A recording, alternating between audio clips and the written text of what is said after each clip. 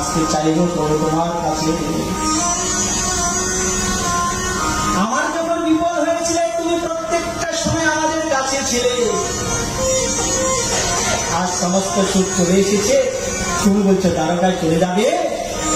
তাই কুন্তি বলছেন বিপদাম শান্ত, আমার বিপদ হোক যেন আরো ডবল ডবল বিপদ আসে। আরে বিপদে থাকলে যদি তোমাকে স্মরণ করা যায়, তুমি যদি আমার পাশে থাকো, তাহলে তো আমার সেই সুখের দরকার, আমার বিপদেরই দরকার।